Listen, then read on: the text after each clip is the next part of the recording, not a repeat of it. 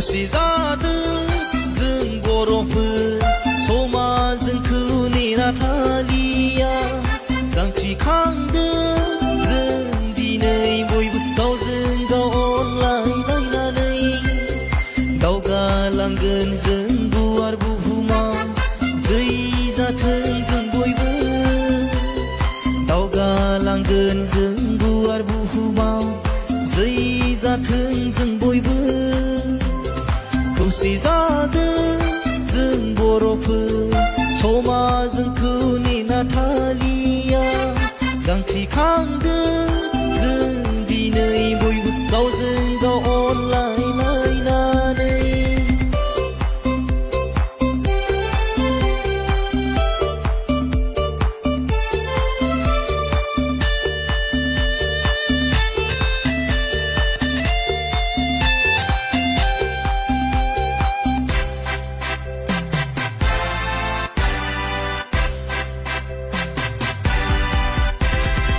एना एनिफोरखौ नागारनानै अनलायलायगोन जों आलो गोजोनै दुखु दाहाफोरखौ गारजोबनानै बड'लेण्ड रायजोआव खौसे जागोन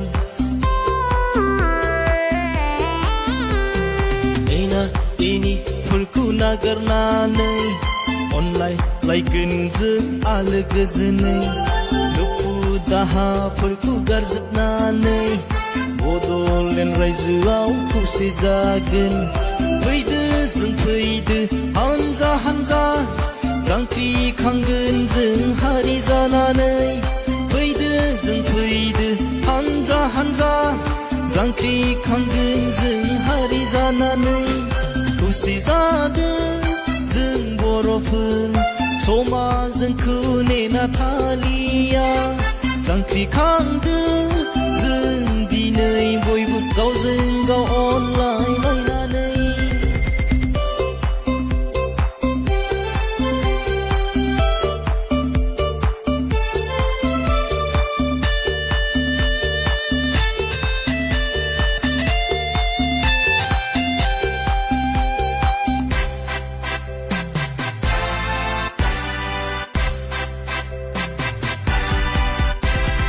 जोंबाय थाथों जोंनि हारिया गोजों हाथरखि जानानै बर'नि हारिया गोसारलांथों दुलाराय बर' गामि गामि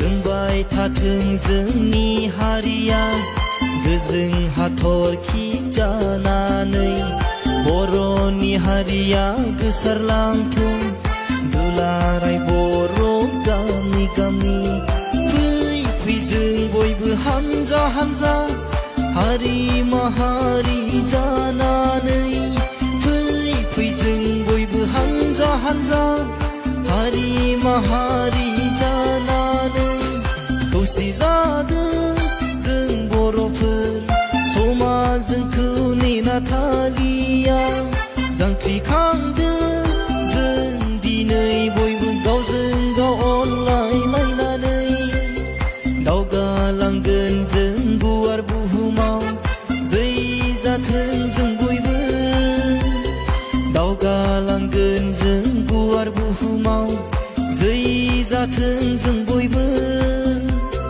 खौसे जादों जों बर'फोर समाजखौ नेना थालिया जांख्रिखांदों जों दिनै बयबो गावजों गाव अनलायलायनानै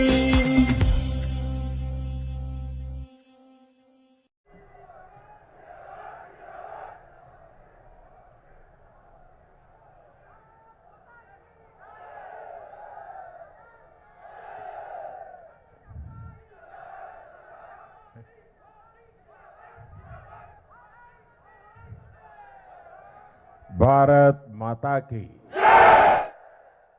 भारत माता की मंच पर विराजमान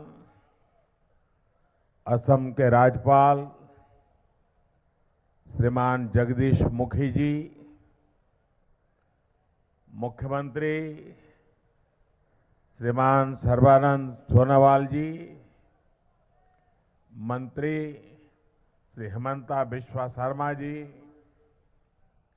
श्री हग्रामा मोहिलरी जी, संसद में मेरे साथी विश्वजीत दायमारी, विभिन्न बोडो संगठनों से जुड़े नेतागण, यहां उपस्थित एनडीएफबी के विभिन्न गुटों के साथीगण, यहां आए सम्मानीय महानुभाव और विशाल संख्या में हमें आशीर्वाद देने के लिए आए हुए मेरे प्यारे भाइयों और बहनों,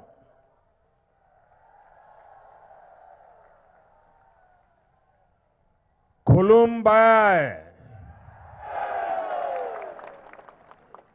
नोथा मोनहा माबोरेदा, नोथा मोनहा गोजोनबायना।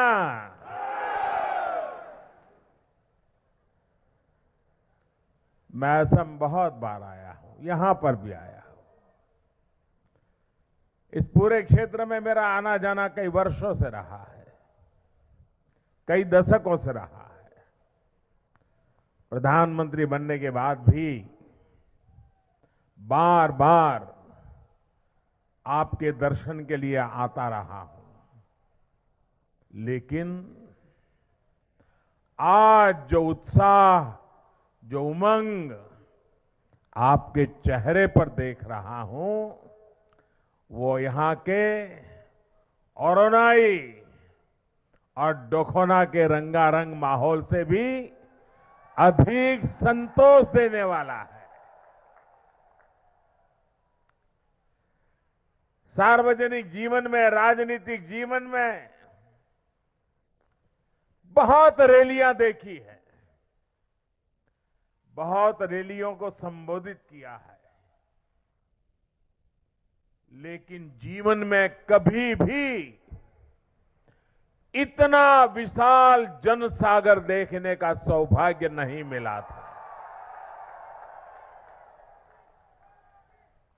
जो लोग राजनीतिक जीवन के पंडित हैं, वो जरूर इसके विषय में कभी न कभी कहेंगे कि आजादी के बाद की हिंदुस्तान की सबसे बड़ी कोई पॉलिटिकल रैली हुई तो आज ये विक्रम आपने प्रस्थापित कर दिया है, ये आपके कारण हुआ है। मैं हेलीकॉप्टर से देख रहा था, हेलीकॉप्टर से भी कहीं नजर पहुंचाओ लोग ही लोग दिख रहे थे। मैं तो देख रहा था उस ब्रिज पर कितने लोग खड़े हैं, कहीं कोई गिर जाएगा तो मुझे बहुत दुख होगा, इतने लोग खड़े। भाइयों बहनों, आप इतनी बड़ी तादाद में जब आशीर्वाद देने आए हैं, इतनी बड़ी तादाद में यहां की माताएं बहनें आशीर्वाद देने आई है, तो मेरा विश्वास और बढ़ गया है। कभी कभी लोग कहते हैं, डंडा मारने की बातें करते हैं, लेकिन जिस मोदी को इतने बड़ी मात्रा में माताओं बहनों का सुरक्षा कवच मिला हो, उस पर कितने ही डंडे गिर जाएं, उसको कुछ नहीं होता। मैं आप सबको नमन करता हूं, माताओं बहनों, मेरे भाइयों बहनों, मेरे नौजवानों। मैं आज दिल की गहराई से आपको गले लगाने आया हूं।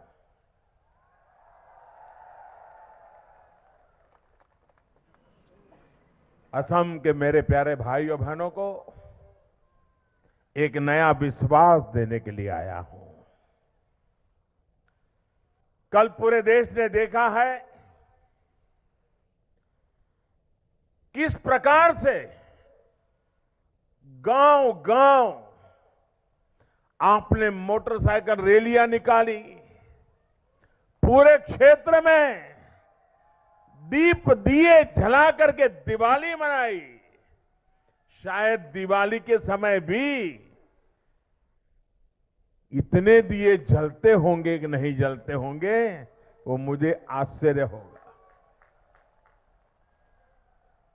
मैं कल देख रहा था सोशल मीडिया में भी चारों तरफ आपने जो दिए जलाए उसके दृश्य टीवी में, सोशल मीडिया में सब दूर नजर आ रहे थे। सारा हिंदुस्तान आप ही की चर्चा कर रहा था।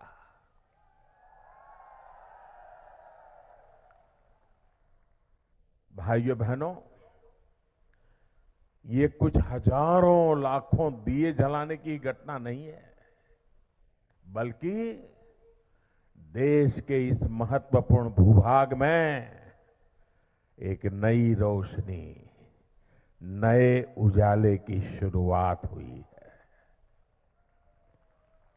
भाइयों और बहनों, आज का दिन उन हजारों शहीदों को याद करने का है जिन्होंने देश के लिए अपने कर्तव्य पथ पर जीवन बलिदान किया। आज का दिन बोडोफा उपेंद्रनाथ ब्रह्मा जी, रूपनाथ ब्रह्मा जी जैसे यहां के सक्षम नेतृत्व के योगदान को याद करने का है, उनको नमन करने का है। आज का दिन इस समझौते के लिए बहुत सकारात्मक भूमिका निभाने वाले all Bodo students union, national democratic front of Bodoland, उससे जुड़े तमाम युवा साथियों, बीटीसी के चीफ श्री हग्रमा माहिलारे जी और असम सरकार की प्रतिबद्धता, आप सब न सिर्फ मेरी तरफ से अभिनंदन के अधिकारी हैं, लेकिन पूरे हिंदुस्तान की तरफ से अभिनंदन के अधिकारी हैं। आज 130 करोड़ हिंदुस्तानी आपको बधाई दे रहे हैं, आपका अभिनंदन कर रहे हैं, आपका धन्यवाद कर रहे हैं। साथियों, आज का दिन आप सभी बोडो साथियों का, इस पूरे क्षेत्र, हर समाज और यहां के गुरुओं, बौद्धिकजनों, कला साहित्यकारों के प्रयासों को सेलिब्रेट करने का ये अवसर है, गौरवगान करने का अवसर है। आप सभी के सहयोग से ही स्थायी शांति का, परमानेंट पीस का ये रास्ता निकल पाया है। आज का दिन असम सहित पूरे नॉर्थ ईस्ट के लिए 21वीं सदी में एक नई शुरुआत, एक नए सवेरे का, एक नई प्रेरणा को वेलकम करने का अवसर है। आज का दिन संकल्प लेने का है कि विकास और विश्वास की मुख्य धारा को मजबूत करना है। अब हिंसा के अंधकार को इस धरती पर लौटने नहीं देना है। अब इस धरती पर किसी भी मां के बेटे का, किसी भी मां की बेटी का, किसी भी बहन के भाई का, किसी भी भाई की बहन का खून नहीं गिरेगा, हिंसा नहीं होगी। आज मुझे वो माताएं भी आशीर्वाद दे रही है, वो बहनें भी मुझे आशीर्वाद दे रही है, जिनका बेटा जंगलों में कंधे पर बंदूक उठा के भटकता रहता था, कभी मौत के साए में जीता था। आज वो अपनी मां की गोद में अपना सर रख करके चैन की नींद सो पा रहा है। मुझे उस मां के आशीर्वाद मिल रहे हैं, उस बहन के आशीर्वाद मिल रहे हैं। कल्पना कीजिए, इतने दशकों तक दिन रात गोलियां चलती रही,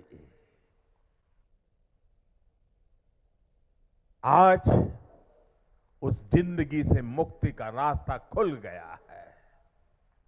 मैं न्यू इंडिया के नए संकल्पों में आप सभी का, शांति प्रिय असम का, शांति और विकास प्रिय नॉर्थ ईस्ट का दिल की गहराइयों से स्वागत करता हूं, अभिनंदन करता हूं। साथियों, नॉर्थ ईस्ट में शांति और विकास का नया अध्याय जुड़ना बहुत ऐतिहासिक है। ऐसे समय में, और ये बहुत ही सुभग संयोग है कि जब देश महात्मा गांधी जी का 150वां जयंती वर्ष मना रहा हो, तब इस ऐतिहासिक घटना की प्रासंगिकता और बढ़ जाती है। और ये सिर्फ हिंदुस्तान के लिए नहीं, दुनिया के लिए हिंसा का रास्ता छोड़ करके अहिंसा का रास्ता चुनने के लिए एक प्रेरणा स्थली आज बनी है। महात्मा गांधी कहते थे कि अहिंसा के मार्ग पर चलकर हमें जो भी प्राप्त होता है वो सभी को स्वीकार होता है। अब असम में अनेक साथियों ने शांति और अहिंसा का मार्ग स्वीकार करने के साथ ही लोकतंत्र को स्वीकार किया है। भारत के संविधान को सर आंखों पर बिठाया है। साथियों, मुझे बताया गया है कि आज जब कोकराझार में इस ऐतिहासिक शांति समझौते को सेलिब्रेट करने के लिए हम जुटे हैं, तब गोलाघाट में श्रीमद शंकरदेव संघ का वार्षिक सम्मेलन भी चल रहा है। मोई महापुरुष श्रीमंतो हुंकर देवलोई गभीर प्रोनिपात जासीसु মই লগত অধিবক্ষণ খনৰো সফলতা कामना करिल। भाइयों और बहनों, श्रीमंत शंकरदेव जी ने असम की भाषा और साहित्य को समृद्ध करने के साथ साथ पूरे भारत को, पूरे विश्व को आदर्श जीवन जीने का मार्ग दिखाया। ये शंकरदेव जी ही थे जिन्होंने असम सहित पूरे विश्व को कहा कि सत्य, शौच, अहिंसा सीखिबे समदम, सुख दुख शीत उष्ण आत है बसम, यानी सत्य, सोच, अहिंसा, सम, दम आदि की शिक्षा प्राप्त करो। सुख, दुख, गर्मी, सर्दी को सहने के लिए खुद को तैयार करो। उनके इन विचारों में व्यक्ति के खुद के विकास के साथ ही समाज के विकास का भी संदेश निहित है। आज दशकों बाद इस पूरे क्षेत्र में व्यक्ति के विकास का, समाज के विकास का यही मार्ग सशक्त हुआ है। भाइयों और बहनों, मैं बोडोलैंड मूवमेंट का हिस्सा रहे सभी लोगों का राष्ट्र की मुख्य धारा में शामिल होने पर बहुत बहुत स्वागत करता हूं। 5 दशक बाद पूरे सौहार्द के साथ बोडोलैंड मूवमेंट से जुड़े हर साथी की अपेक्षाओं और आकांक्षाओं को सम्मान मिला है। हर पक्ष ने मिलकर स्थायी शांति के लिए, समृद्धि और विकास के लिए हिंसा के सिलसिले पर पूर्ण विराम लगाया है। मैं देश को ये भी जानकारी देना चाहता हूं, क्योंकि मेरे प्यारे भाइयों बहनों, आज पूरा हिंदुस्तान इस अवसर को देख रहा है। सारे टीवी चैनल आज अपना कैमरा आप पर लगाए बैठे हैं, क्योंकि आपने एक नया इतिहास रचा है, हिंदुस्तान में एक नया विश्वास पैदा किया है, शांति के रास्ते को ताकत दी है आप लोगों ने।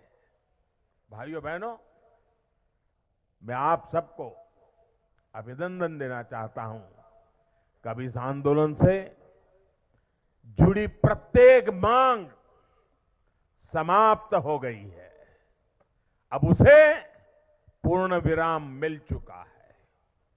1993 में जो समझौता हुआ था, 2003 में जो समझौता हुआ था, उसके बाद पूरी तरह शांति स्थापित नहीं हो पाई। अब केंद्र सरकार, असम सरकार और बोडो आंदोलन से जुड़े संगठनों ने जिस ऐतिहासिक एकॉर्ड पर सहमति जताई है, जिस पर साइन किया है, उसके बाद अब कोई मांग नहीं बची है और अब विकास ही हमारी पहली प्राथमिकता है और आखिरी भी वही है। साथियों, मुझ पे भरोसा करना। मैं आपका हूं।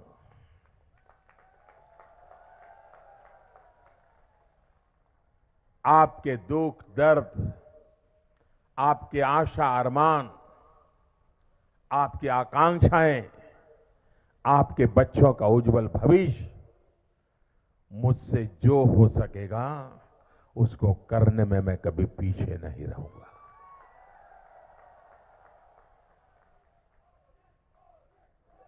क्योंकि मैं जानता हूं, बंदूक छोड़ करके, बम और पिस्तौल का रास्ता छोड़ करके जब आप लौट के आए हैं, कैसी परिस्थितियों में आप आए होंगे मैं जानता हूं, मैं अंदाज लगा सकता हूं।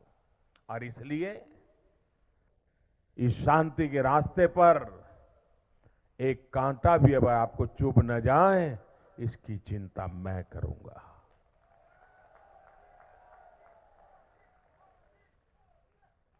क्योंकि ये शांति का रास्ता, ये प्रेम का, आदर का रास्ता, ये अहिंसा का रास्ता, आप देखना पूरा आसाम आपके दिलों को जीत लेगा। पूरा हिंदुस्तान आपके दिलों को जीत लेगा, क्योंकि आपने रास्ता सही चुना है। साथियों, इस एकॉर्ड का लाभ बोडो जनजाति के साथियों के साथ ही दूसरे समाज के लोगों को भी होगा, क्योंकि इस समझौते के तहत बोडो टेरिटोरियल काउंसिल के अधिकारों का दायरा बढ़ाया गया है, अधिक सशक्त किया गया है। इस समझौते में सभी की जीत हुई है और सबसे बड़ी बात है, शांति की जीत हुई है, मानवता की जीत हुई है।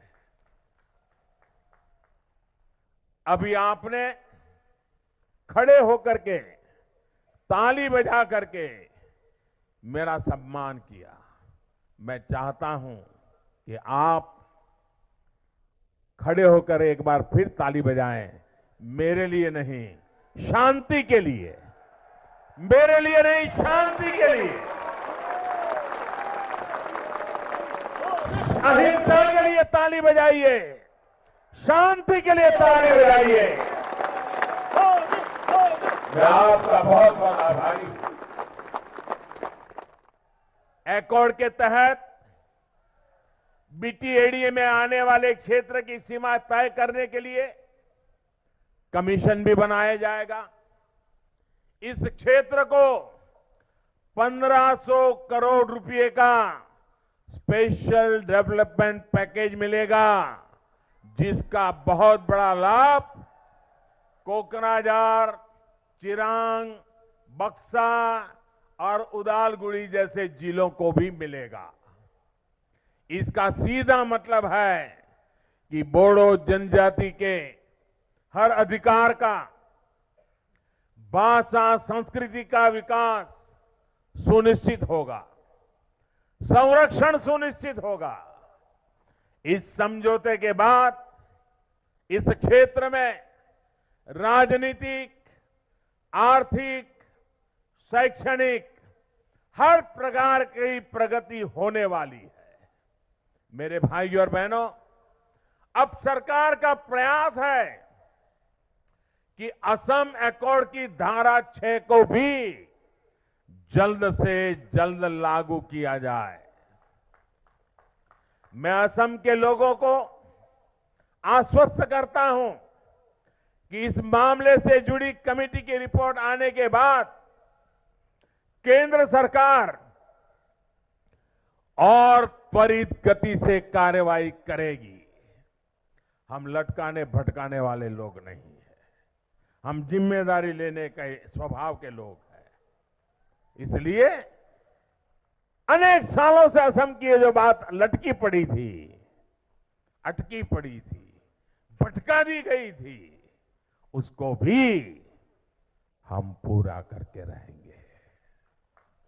साथियों, आज जब बोडो क्षेत्र में नई उम्मीदों, नए सपनों, नए हौसले का संचार हुआ है, तो आप सभी की जिम्मेदारी और बढ़ गई है।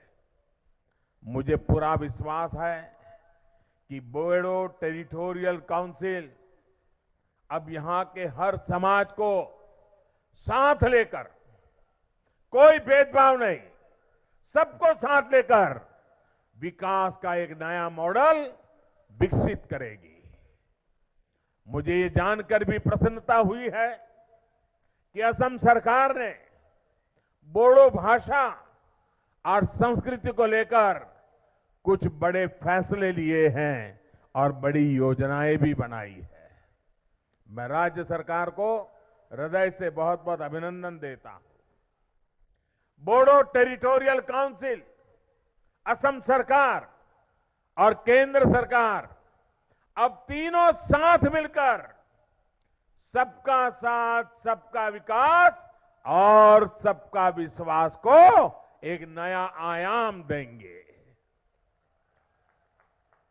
भाइयों बहनों, इससे असम भी सशक्त होगा और एक भारत श्रेष्ठ भारत की भावना भी और मजबूत होगी। साथियों, 21वीं सदी का भारत अब ये दृढ़ निश्चय कर चुका है कि अब हमें अतीत की समस्याओं उलझकर नहीं रहना है। आज देश मुश्किल से मुश्किल चुनौतियों का समाधान चाहता है। देश के सामने कितनी ही चुनौतियां रही है, जिन्हें कभी राजनीतिक वजहों से, कभी सामाजिक वजहों से नजरअंदाज किया जाता रहा है। इन चुनौतियों ने देश के भीतर अलग अलग क्षेत्रों में हिंसा, अस्थिरता, अविश्वास उसे बढ़ावा दिया है। दशकों से देश में ऐसे ही चल रहा था। नॉर्थ ईस्ट का विषय तो ऐसा माना जाता था जिसे कोई हाथ लगाने के लिए भी तैयार नहीं था। आंदोलन हो रहे हैं, होने दो। ब्लॉकेड हो रहा है, होने दो। हिंसा हो रही है, किसी तरह काबू में कर लो। बस यही अप्रोच नॉर्थ ईस्ट के विषय में था। मैं मानता हूं कि इस अप्रोच ने उत्तर पूर्व के हमारे कुछ भाई बहनों को इतना दूर कर दिया था कि उनका संविधान और लोकतंत्र में विश्वास खोने लगा था।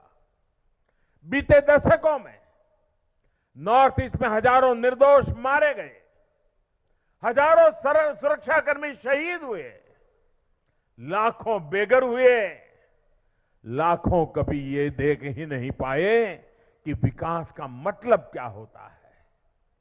ये सच्चाई पहले की सरकारें भी जानती थी, समझती थी भी, स्वीकार भी करती थी, लेकिन इस स्थिति में बदलाव कैसे हो, इस बारे में बहुत मेहनत कभी नहीं की गई। इतने बड़े झंझट में कौन हाथ लगाए? जैसे चल रहा है चलने दो, यही सोचकर लोग रह जाते थे। भाइयों और बहनों, जब राष्ट्रहित सर्वोपरि हो तो फिर परिस्थितियां को ऐसे ही नहीं छोड़ा जा सकता। नॉर्थ ईस्ट का पूरा विषय संवेदनशील था, इसलिए हमने नई अप्रोच के साथ काम करना शुरू किया। हमने नॉर्थ ईस्ट के अलग अलग क्षेत्रों के भावनात्मक पहलू को समझा, उनकी उम्मीदों को समझा, यहां रह रहे लोगों से बहुत अपनत्व के साथ उन्हें अपना मानते हुए संवाद कायम किया। हमने विश्वास पैदा किया, उन्हें पराया नहीं माना, ना आपको पराया माना, ना आपके नेताओं को पराया माना, अपना माना। आज इसी का नतीजा है कि जिस नॉर्थ ईस्ट में औसतन हर साल 1000 से ज्यादा लोग उग्रवाद की वजह से अपनी जान गंवाते थे, अब यहां लगभग पूरी तरह शांति है और उग्रवाद समाप्ति की ओर है। जिस नॉर्थ ईस्ट में लगभग हर क्षेत्र में armed forces special power act AFSPA लगा हुआ था, अब हमारे आने के बाद यहां त्रिपुरा, मिजोरम, मेघालय और अरुणाचल प्रदेश का ज्यादातर हिस्सा आपदा से मुक्त हो चुका है। जिस नॉर्थ ईस्ट में उद्यमी निवेश के लिए तैयार नहीं होता था, इन्वेस्टमेंट के लिए तैयार नहीं होता था, अब यहां निवेश होना शुरू हुआ है, नए उद्यम शुरू हुए हैं। जिस नॉर्थ ईस्ट में अपने अपने होमलैंड को लेकर लड़ाइयां होती थी, अब यहां एक भारत श्रेष्ठ भारत की भावना मजबूत हुई है।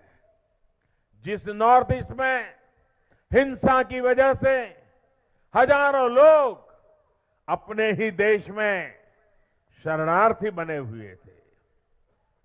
अब यहां उन लोगों को पूरे सम्मान और मर्यादा के साथ बसने की नई सुविधाएं दी जा रही है। जिस नॉर्थ ईस्ट में देश के बाकी हिस्से के लोग जाने से डरते थे, अब उसी को अपना नेक्स्ट टूरिस्ट डेस्टिनेशन बनाने लगे हैं। साथियों, ये परिवर्तन कैसे आया? क्या सिर्फ एक दिन में आया? जी नहीं, ये 5 साल के अथक परिश्रम का नतीजा है। पहले नॉर्थ ईस्ट के राज्यों को रेसिपिएंट के तौर पर देखा जाता था। आज उनको विकास के ग्रोथ इंजन के रूप में देखा जा रहा है। पहले नॉर्थ ईस्ट को राज्यों को दिल्ली से बहुत दूर समझा जाता था। आज दिल्ली आपके दरवाजे पर आकर के आपके सुख दुख को सुन रही है। और मुझे ही देखिए, मुझे अपने बोडो साथियों से, असम के लोगों से बात करनी थी, तो मैंने दिल्ली में बैठकर संदेश नहीं भेजा, बल्कि आपके बीच आकर आपकी आंखों में आंखें मिला करके, आपके आशीर्वाद लेकर के आज मैं आपसे जुड़ रहा हूं। अपनी सरकार के मंत्रियों के लिए तो बाकायदा मैंने रोस्टर बनाकर हमने सुनिश्चित किया कि हर 10-15 दिन में केंद्र सरकार का कोई न कोई मंत्री नॉर्थ ईस्ट में अवश्य जाएगा, रात को रुकेगा, लोगों को मिलेगा, सुख दुख सुनेगा, समस्याओं का समाधान करेगा, यहां आके करेगा। ये हमने करके दिखाया। हमारे साथियों ने प्रयास किया कि वो ज्यादा से ज्यादा समय यहां बताएं, ज्यादा से ज्यादा लोगों से मिले, उनकी समस्याएं समझे, सुलझाएं। मैं और मेरी सरकार निरंतर आपके बीच आकर आपकी समस्याओं को जान रहे हैं, सीधे आपसे फीडबैक लेकर केंद्र सरकार की जरूरी नीतियां बना रहे हैं। साथियों, 13वें वित्त आयोग के दौरान नॉर्थ ईस्ट के 8 राज्यों को मिलाकर 90,000 करोड़ रुपए से भी कम मिलते थे। 90,000 करोड़ रुपए से कम। 14वें वित्त आयोग में हमारे आने के बाद ये बढ़कर के लगभग 3 लाख करोड़ रुपए मिलना तय हुआ है। कहां 90,000 और कहां 3 लाख करोड़ रुपया। पिछले 3-4 वर्षों में नॉर्थ ईस्ट में 3,000 किलोमीटर से ज्यादा सड़कें बनाई गई है। नए नेशनल हाईवे स्वीकृत किए गए हैं। नॉर्थ ईस्ट के पूरे रेल नेटवर्क को ब्रॉडगेज में बदला जा चुका है। पूर्वोत्तर में नए एयरपोर्ट्स का निर्माण और पुराने एयरपोर्ट्स का मॉडर्नाइजेशन का काम भी तेजी से चल रहा है। नॉर्थ ईस्ट में इतनी नदियां हैं, इतना व्यापक जल संसाधन है, लेकिन 2014 तक यहां केवल एक वाटरवे था, एक पानी से भरी हुई 365 दिन बहने वाली नदियां, कोई देखने वाला नहीं था। अब यहां 1 दर्जन से ज्यादा वाटरवे पे काम हो रहा है। पूर्वोत्तर के यूथ को एजुकेशन, स्किल और स्पोर्ट्स के नए संस्थानों से मजबूत करने पर भी ध्यान दिया गया है। इसके अलावा नॉर्थ ईस्ट के स्टूडेंट्स के लिए दिल्ली और बेंगलुरु में नए हॉस्टल्स बनाने का भी काम हुआ है। साथियों, नए रेलवे स्टेशन हो, नए रेलवे रूट हो, नए एयरपोर्ट हो, नए वाटरवे हो या फिर इंटरनेट कनेक्टिविटी, आज जितना काम नॉर्थ ईस्ट में हो रहा है, उतना पहले कभी नहीं हुआ। हम दशकों पुराने लटके हुए प्रोजेक्ट्स को पूरा करने के साथ ही नए प्रोजेक्ट्स को भी तेज गति से पूरा करने का प्रयास कर रहे हैं। तेजी से पूरे होते ये प्रोजेक्ट्स नॉर्थ ईस्ट में कनेक्टिविटी सुधारेंगे, टूरिज्म सेक्टर मजबूत करेंगे और रोजगार के लाखों नए अवसर भी बनाएंगे। अभी पिछले ही महीने नॉर्थ ईस्ट के 8 राज्यों में चलने वाली गैस ग्रिड परियोजना के लिए करीब करीब 9,000 करोड़ रुपए स्वीकृत किए गए हैं। साथियों, इंफ्रास्ट्रक्चर सिर्फ सीमेंट और कंक्रीट का जंगल नहीं होता, इसका मानवीय प्रभाव है और इससे लोगों को ऐसा लगता है कि कोई उनकी परवाह करता है। जब बोगीबील पुल जैसे दशकों से लटके अनेक प्रोजेक्ट पूरे होने से लाखों लोगों को कनेक्टिविटी मिलती है, तब उनका सरकार पर विश्वास बढ़ता है, भरोसा बढ़ता है। यही वजह है कि विकास के चौतरफा हो रहे कार्यों ने अलगाव को लगाव में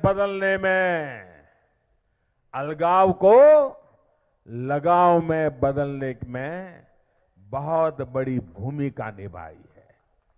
अब अलगाव नहीं, सिर्फ और सिर्फ लगाव। और जब लगाव होता है, जब प्रगति सभी के लिए समान रूप से पहुंचने लगती है, तो लोग एक साथ काम करने के लिए भी तैयार हो जाते हैं। जब लोग एक साथ काम करने के लिए तैयार हो जाते हैं, तो बड़े से बड़े मुद्दे भी हल हो जाते हैं। साथियों, ऐसा ही एक मुद्दा ब्रू रियांग जनजातियों के पुनर्वास का कुछ दिन पहले ही त्रिपुरा और मिजोरम के बीच अधर में जीने के लिए मजबूर ब्रू रियांग जनजातियों के पुनर्वास का ऐतिहासिक समझौता हुआ है। करीब 2.5 दशक बाद हुए इस समझौते से हजारों परिवारों को अब अपना स्थायी घर, स्थायी पता मिलना निश्चित हुआ है। ब्रू रियांग जनजातीय समाज के इन साथियों को ठीक से बसाने के लिए सरकार द्वारा एक विशेष पैकेज दिया जाएगा। साथियों, आज देश में हमारी सरकार की ईमानदार कोशिशों की वजह से ये भावना विकसित हुई है कि सबके साथ में ही देश का हित है। इसी भावना से कुछ दिन पहले ही गुवाहाटी में 8 अलग अलग गुटों के लगभग 650 कैडर्स, उन्होंने हिंसा का रास्ता छोड़ करके शांति का रास्ता चुना है। इन कैडर्स ने आधुनिक हथियार, बड़ी मात्रा में विस्फोटक और गोलियों के साथ अपने आप को सरेंडर कर दिया, शांति को सरेंडर कर दिया, अहिंसा को सरेंडर कर दिया। अब इन्हें केंद्र और राज्य सरकार की योजनाओं के तहत रिहेबिलिटेट किया जा रहा है। साथियों, पिछले साल ही national liberation front of Tripura और सरकार के बीच एक समझौता हुआ और मैं समझता हूं ये समझौता भी बहुत महत्वपूर्ण कदम था। एनएलएफटी पर 1997 से ही प्रतिबंध लगा हुआ था। बरसों तक ये संगठन हिंसा का मार्ग अपनाता रहा था। हमारी सरकार ने वर्ष 2015 में एनएलएफटी से बातचीत करना शुरू किया, उनको विश्वास में लेने का प्रयास किया। बीच में कुछ लोगों को रख करके मदद ली और इसके कुछ समय बाद ये लोग भी जो बम बंदूक और पिस्तौल में ही विश्वास करते थे सब कुछ छोड़ दिया और हिंसा फैलानी बंद कर दी थी। निरंतर प्रयास के बाद पिछले साल 10 अगस्त को हुए समझौते के बाद ये संगठन हथियार छोड़ने और भारत के संविधान को पालन करने के लिए तैयार हो गए, मुख्य धारा में लौट गए। इस समझौते के बाद एनएलएफटी के दर्जनों कैडर्स ने आत्मसमर्पण कर दिया था। भाइयों और बहनों, वोट के लिए, राजनीतिक हित के लिए मुद्दों को, मुश्किलों को बनाए रखने और उनको टालते रहने का एक बड़ा नुकसान असम और नॉर्थ ईस्ट को हुआ है, देश को हुआ है। साथियों, रोड़े अटकाने की, रुकावट डालने की, असुविधा पैदा करने की इस राजनीति के माध्यम से देश के विरुद्ध काम करने वाली एक मानसिकता पैदा की जा रही है। जो विचार, जो प्रवृत्ति, जो राजनीति ऐसी मानसिकता को प्रोत्साहित करती है, ऐसे लोग ना तो भारत को जानते हैं और न ही असम को समझते हैं। असम का भारत से जुड़ाव दिल से है, आत्मा से है। असम श्रीमंत शंकर देव जी के संस्कारों को जीता है। श्रीमंत शंकर देव जी कहते हैं, कोटि कोटि जन्मांतरे जाहार, कोटि कोटि जन्मांतरे जाहार, आसे महापुण्य राशि सीसी कदाचित मनुष्य होवे, भारत भरी से आसी, भारत भरी से आसी। यानी जिस व्यक्ति ने अनेक जन्मों से निरंतर पुण्य कमाया है, वही व्यक्ति इस भारत देश में जन्म लेता है। ये भावना असम के कोने कोने में, असम के कण कण में, असम के जन जन में इसी भावना के चलते भारत के स्वतंत्रता संघर्ष से लेकर भारत के नवनिर्माण में असम ने अपना खून और पसीना बहाया है। ये भूमि आजादी के लिए त्याग तपस्या करने वालों की भूमि है। मैं आज असम के हर साथी को यह आश्वस्त करने आया हूं कि असम विरोधी, देश विरोधी हर मानसिकता को, इसके समर्थकों को देश न बर्दाश्त करेगा, न कभी देश माफ करेगा। साथियों, यही ताकतें हैं जो पूरी ताकत से असम और नॉर्थ ईस्ट में भी अफवाहें फैला रही हैं कि सिटीजनशिप अमेंडमेंट एक्ट, सीएए से यहां बाहर के लोग आ जाएंगे, बाहर से लोग आकर बस जाएंगे। मैं असम के लोगों को आश्वस्त करता हूं कि ऐसा भी कुछ भी नहीं होगा।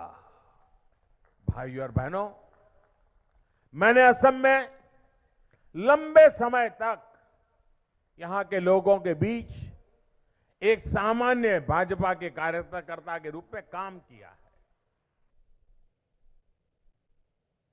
छोटे छोटे इलाकों में मैंने दौरा किया हुआ है और अपने प्रवास के दौरान जब अपने साथियों के साथ बैठता था, चलते जाते, तो हमेशा भारत रत्न भूपेन हजारिका जी के लोकप्रिय गीत की पंक्तियां यहां के साथियां, हमारे सब साथी अक्सर सुनाता करते थे।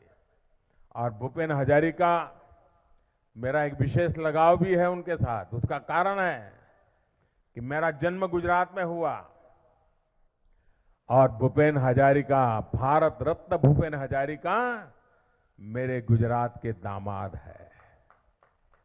इसका भी हमें गर्व है।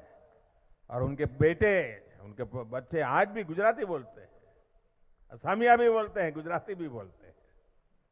और इसलिए गर्व होता है। और जब मैं सुनता था कि गोटई जीवन बिसारी लेऊ, गोटई जुबेन बिसारी लेऊ, अलेख दिवख राती, अहम देहर दरे ने पाऊं, ईमान रहाल माटी। असम जैसा प्रदेश, असम जैसी माटी, यहां के लोगों जितना अपनापन मिलना वाकई अपने आप में बड़े भाग्य की बात है। मुझे पता है कि यहां के अलग अलग समाज के लोग संस्कृति, भाषा, भूषा, खान पान इतने समृद्धि है। आपके एस्पिरेशंस, आपके सुख दुख, हर बात की भी मुझे पूरी जानकारी है। जिस प्रकार आपने सारे भ्रम समाप्त कर, सारी मांगे समाप्त कर, बोडो समाज से जुड़े साथी साथ आए हैं, मुझे उम्मीद है कि अन्य लोगों के भी सारे भ्रम बहुत ही जल्द खत्म हो जाएंगे।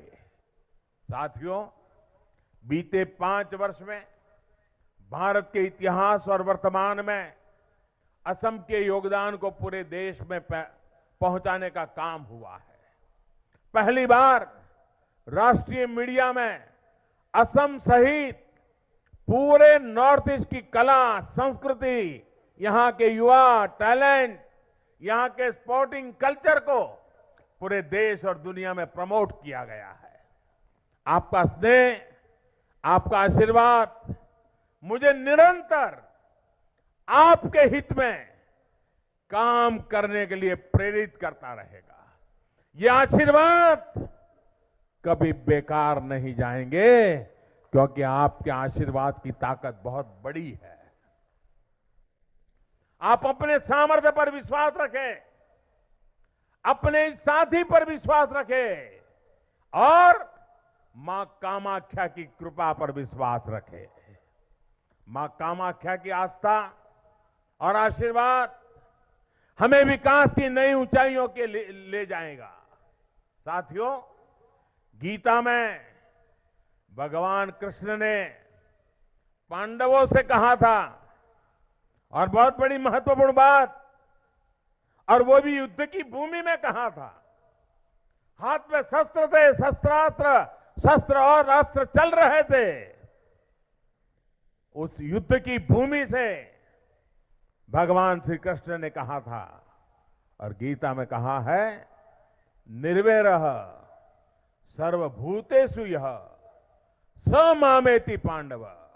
यानी किसी भी प्राणी से बैर न रखने वाला व्यक्ति ही मेरा है। सोचिए, महाभारत के उस ऐतिहासिक युद्ध में भी भगवान कृष्ण का यही संदेश था, किसी से बैर मत करो, किसी से दुश्मनी मत करो। देश में बैर भाव की थोड़ी सी भी भावना लिए व्यक्ति से मैं यही कहूंगा कि बैर की भावना छोड़िए, दुश्मनी की भावना छोड़िए। आप विकास की मुख्य धारा में आइए, सबके साथ से सबका विकास करिए। हिंसा से न कभी कुछ हुआ, न कुछ हासिल हुआ है, न कभी आगे भी हासिल होने की संभावना होती है। साथियों, एक बार फिर बोडो साथियों को, असम और नॉर्थ ईस्ट को मैं आज बहुत बहुत बधाई देता हूं और शुभकामनाओं के साथ फिर एक बार ये विशाल जनसागर, ये दृश्य जीवन में मैं नहीं जानता हूं मुझे फिर कभी देखने को मिलेगा कि नहीं मिलेगा। ये संभव ही नहीं लगता है। शायद हिंदुस्तान के किसी राजनेता को ऐसे आशीर्वाद प्राप्त करने का सौभाग्य न पहले मिला होगा, न भविष्य में भी मिलेगा कि नहीं मिलेगा, मैं कह नहीं सकता। मैं अपने आप को बहुत बड़ा भाग्यवान मानता हूं, बहुत बड़ा भाग्यवान मानता हूं। आप इतना प्यार, इतने आशीर्वाद बरसा रहे हैं। यही आशीर्वाद, यही प्रेम मेरी प्रेरणा है। यही मुझे देश के लिए, आपके लिए दिन रात कुछ न कुछ करते रहने की ताकत देता है। मैं आप लोगों का जितना आभार व्यक्त करूं, आप लोगों का जितना अभिनंदन करूं, उतना कम है। और मैं फिर एक बार अहिंसा का रास्ता चुनने के लिए, शस्त्रों को छोड़ने के लिए ये जो नौजवान आगे आए हैं, आप विश्वास रखिए, आपकी नई जीवन की शुरुआत हो रही है। पूरे देश के आशीर्वाद आप पर है। 130 करोड़ देशवासियों के आशीर्वाद आप पर है। और मैं नॉर्थ ईस्ट में,